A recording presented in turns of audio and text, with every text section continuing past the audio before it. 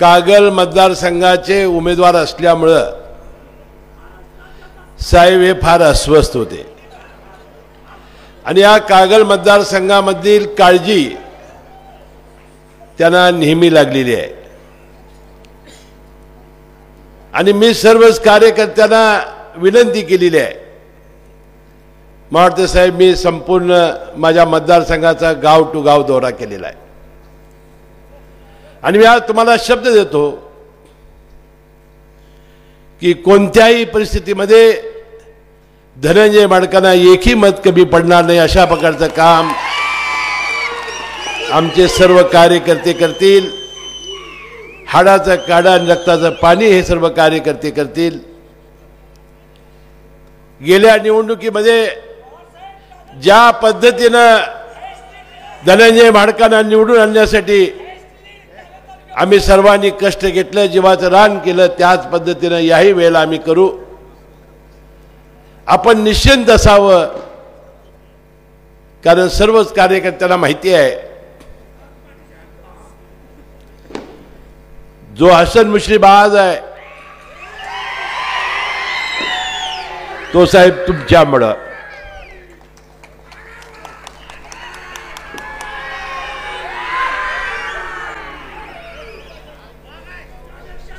आणि गेल्या निवडणुकीमध्ये सुद्धा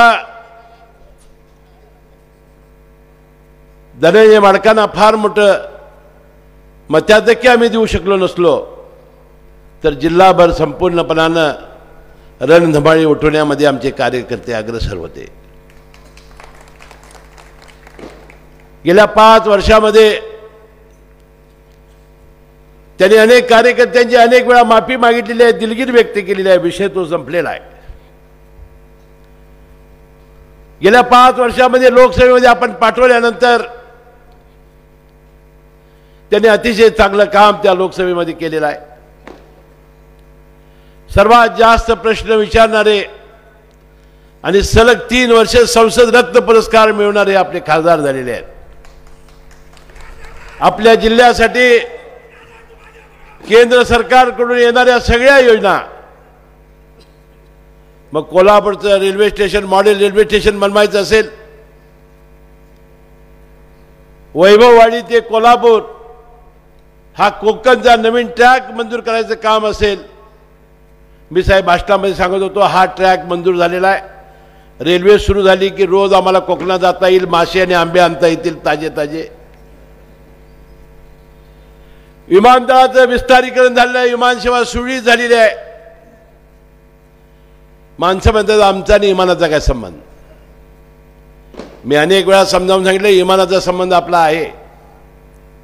ज्या ठिकाणी विमानतळ आहे, ज्या ठिकाणी विमानाची सेवा आहे, त्याच ठिकाणी औद्योगिकीकरण हे झपाट्याने वाढलेलं आहे। कुठलाही उद्योगपती गुंतवणूक करण्यासाठी विमानाची सेवा त्याला अत्यावश्यक असते आणि विमान सेवा असेल तर उद्योग येतील, उद्योग आले की बेरोजगारी कमी होईल आणि हे काम सुरळीत करण्याचं काम धनंजय माडकांनी केलेलं आहे। सातारा ते कागल 6 पदरी नॅशनल हायवे मंजूर करायचं काम असेल, कोल्हापूर शहरामध्ये जाणारा तावडे हॉटेल ते कोल्हापूर शहर एक बास्केट ब्रिज, एक नाविन्यपूर्ण कल्पना घेऊन ते आज आपल्या समोर आलेले आहेत आणि मला वाटते पुन्हा एक वेळ त्यांना आपण संधी देऊया। पुढच्या 5 वर्षामध्ये ते आपली सर्वांची सेवा चांगली करतील, लोकसभेमध्ये आपलं नाव काढतील आणि हा कोल्हापूर जिल्हा या देशामध्ये अग्रेसर केल्याशिवाय राहणार नाहीत। 71,000 कोटी शेतकऱ्यांची कर्जमाफी या साहेबांनी या देशाच्या शेतकऱ्यांची केलेली आहे आणि साहेबांचं स्वप्न एकदा शेतकऱ्याला सगळं कर्जमुक्त करायचं हे राष्ट्रवादी काँग्रेस पक्षाच्या जाहीरनाम्यामध्ये आहे आणि राहुल गांधींनी सांगितलेलं आहे 25 कोटी जनतेला आम्ही 72,000 रुपये आम्ही देणार। रघुराम राजन यांच्या अध्यक्षतेखाली कमिटी करून कशा पद्धतीने देणार हे सांगितलेलं आहे। मला वाटतं आमचा जाहीरनामा आणि काँग्रेसचा जाहीरनामा या निवडणुकीमध्ये हे गेम चेंजर ठरतील आणि भाजप आणि शिवसेनेचा सुपडा साफ झाल्याशिवाय राहणार नाही।